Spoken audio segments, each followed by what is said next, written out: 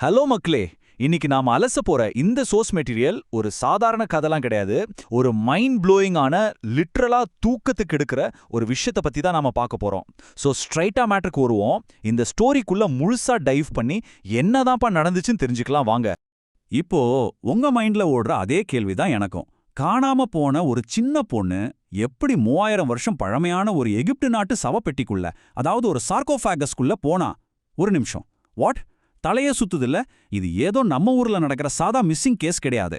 வாங்க இது எப்படி ஆரம்பிச்சுச்சுன்னு கிளியரா பாப்போம். ஃபர்ஸ்ட் நம்ம கேனன் ஃபேமிலியை பத்தி தெரிஞ்சுக்கணும். ஏன்னா இந்த மொத்த ஸ்டோரியோட பேஸ் அவங்க தான். சார்லி இவர் ஒரு நியூஸ் ரிப்போர்ட்டர்.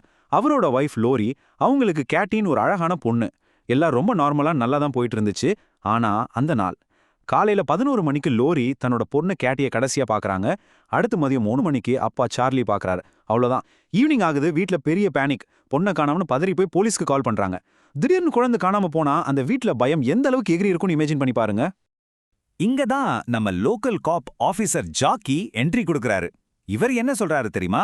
என் 27 வருஷ சர்வீஸ்ல 193 பேரை நான் கண்டுபிடிச்சிருக்கேன் அப்படின்னு ரொம்ப ஓவர் கான்ஃபிடென்ட்டா ஒரு பில்டப் கொடுக்கறாரு. ஆனா இனிமேல் நடக்க போற விஷயத்துக்கு இந்த லோக்கல் போலீஸ் சுத்தமா செட் ஆக மாட்டாங்கன்றது அப்பா அவருக்கு தெரியல. அந்த 193ங்கிற நம்பர் இப்ப எந்த பிரயோஜனமும் படப்போறது இல்ல. இப்போ ஸ்டோரி லோக்கல் மிஸ்ஸிங் கேஸ்ல இருந்து சடனா ஒரு இன்டர்நேஷனல் லெவலுக்கு, அதுவும் ஒரு ஆர்கியாலஜிக்கல் அதிர்ச்சிக்கு ஷிஃப்ட் ஆகுது. வீட்ல பொண்ணை காணான்னு தேடிட்டு இருக்கிற நம்ம சார்லிக்கு எதிர்பாராத விதமா ஒரு ஃபோன் கால் வருது. யாருன்னு பார்த்தா ஈஜிப்ட்ல இருக்கிற கைரோவில இருந்து ஒரு யூனிவர்சிட்டி டெப்டி சீஃப் பேசுறாரு. இங்க தொலைஞ்ச பொண்ணுக்கும் எஜிப்துக்கும் என்ன சம்பந்தம்? அங்கிருந்து ஏன் கால் வரணும்? அதுதான் இங்க குரூஷியல் பாயிண்ட். அந்த மைண்ட் ப்ளோயிங் டிஸ்கவரி என்னன்னா, ஈஜிப்ட்ல அஸ்வான்னு ஒரு இடத்துல ஒரு பிளேன் கிராஷ் ஆகுது. அந்த கிராஷ்குள்ள 3000 வருஷம் பழமையான ஒரு சவப்பெட்டி கொஞ்சம் கூட உடையாம முழுசா கிடைக்குது. சரி, என்ன இருக்குன்னு அதை ஓபன் பண்ணி பார்த்தா, காணாம போன நம்ம கேட்டி அந்த பெட்டிக்குள்ள அடைக்கப்பட்டிருக்கா. பல்லாயிரம் கிலோமீட்டர் தாண்டி அவன் எப்படி போனாங்கிறது யாருக்கும் புரியாத ஒரு பெரிய புதிரா இருக்கு.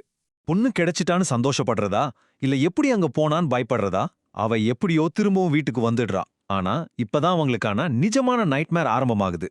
வச்சான் பாரு ஆப்புன்னு சொல்லுவாங்களே, அந்த மாதிரி ஒரு செம்ம ட்விஸ்ட். காணாம போறதுக்கு முன்னாடி இருந்த கேட்டிக்கும் இப்ப இருக்கிற கேட்டிக்கும் எவ்வளவு வித்தியாசம் பாருங்க.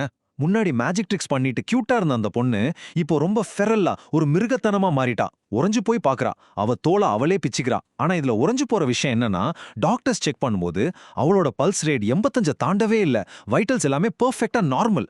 அப்ப அவ உடம்புக்குள்ள ஏதோ ஒன்று ரொம்ப தப்பா நடக்குது. தான் குழந்தை கண் முன்னாடியே இப்படி காயப்பட்டு கிடக்கிறத அவங்களால ஏத்துக்க முடியல. இதற்கிடையில சார்லி சும்மா இல்ல, அவரோட ரிப்போர்ட்டர் மூலியை யூஸ் பண்ணி ஆக்சுவலா என்னதான் நடந்துச்சுன்னு ஆழமா தோண்ட ஆரம்பிக்கிறாரு. சார்லி தேடினதுல அந்த பழங்கால எகிப்து எழுத்துக்கள் மூலமா ஒரு பகீர் உண்மையை கண்டுபிடிக்கிறாரு. அந்த டெவில் பேரு நேஸ்வரேனியன். இது என்ன தெரியுமா? ஒரு தொத்து வியாதி மாதிரி. ஒரு உடம்புல இருந்து இன்னொரு உடம்புக்கு ஜம்ப் ஆகிற ஒரு பழங்கால சக்தி. குடும்பங்களை அடியோடு அழிக்கிறதுக்காகவே உருவாக்கப்பட்ட ஒரு தரம் லோக்கல் பேய் இது. இதோட மெயின் டார்கெட்டே குடும்பங்களை உள்ளே இருந்து சின்னாபின்னமாக்குறதுலாம். அதோட கொடூரமான குணங்கள் என்னன்னு பாத்தீங்கன்னா, அது மனுஷங்க மத்தியில ஒரு நிழல் மாதிரி வாழுமா. பெத்த அப்பாவையே தம் மகனை கொலை பண்ண வைக்க அளவுக்கு செம்ம பவர்ஃபுல். அம்மாங்களோட கண்ணீர்ல தான் இதுக்கு சந்தோஷமே. அன்பானவங்கள கூட அது லிட்ரலா சாத்தானா மாத்திடும்.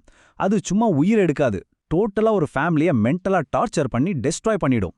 இப்போ உங்க மைண்ட்ல ஒரு கேள்வி வரும். இந்த சாத்தான் எப்படி கேட்டிக்குள்ள வந்துச்சு? அதுக்கு காரணம் லேனாங்கிற ஒரு பொண்ணு செஞ்ச ஆவிய மாத்துற ஒரு கொடூரமான சடங்கு. அவங்களுக்கு ஒரு கன்ஃபெஷன் டேப் கிடைக்குது. அதுல லேனா தன் குடும்பத்தை காப்பாத்துறதுக்காக எப்படி பக்கா பிளான் பண்ணி கேட்டிய கடத்தினாங்கிற உண்மையை ஒத்துக்குறா. இது எவ்வளோ பெரிய செல்ஃபிஷான மூவ் பாருங்க. அவ செஞ்ச அந்த டார்க் மேஜிக் சடங்கு எப்படி வேலை செய்யுதுன்னா, ஸ்டெப் 1 ஒரு சின்ன குழந்தைய டார்கெட் பண்ணணும். ஏன்னா அவங்க உடம்பு தான் ரொம்ப நாளைக்கு அந்த சக்தியை தாங்கும்.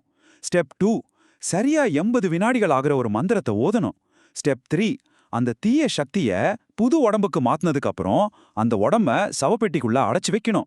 ஜஸ்ட் இந்த ஒரு 80 செகண்ட் மந்திரம் தான் இப்போ கேனன் ஃபேமிலியோட வாழ்க்கையே நரகமாக்கிடுச்சு.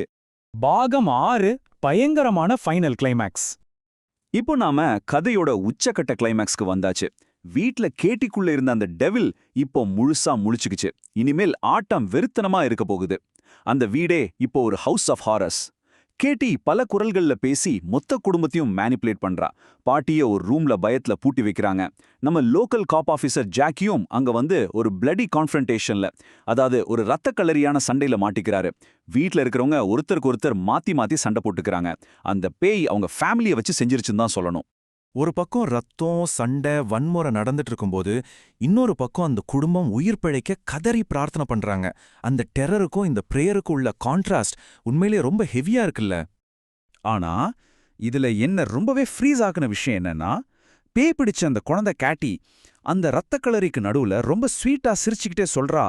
அவர் சொல்றாரு அவர் நம்மள லவ் பண்றாராம். அந்த டீமன் டோட்டல் கண்ட்ரோல் எடுக்குங்கிறத இந்த ஒரு ஸ்மைல் தெளிவா காட்டுது. இது சாதாரணமா நம்ம பார்க்குற பேய் கதைகளை விட ரொம்பவே டிஸ்டர்பிங்கா இருக்கு. சோ இறுதியா உங்ககிட்ட ஒரு கேள்வி கேட்டு இந்த பதிவை நான் முடிக்கிறேன். 3000 வருஷம் பழமையான ஒரு கொடூரமான தீய சக்தி ஒரு தடவை உங்க வீட்டுக்குள்ள வந்துட்டா அதை உண்மையாவே உங்களால விரட்ட முடியுமா? நீங்களே திங்க் பண்ணி பாருங்க. மீண்டும் அடுத்து ஒரு சுவாரஸ்யமான அலசல்ல சந்திப்போம்.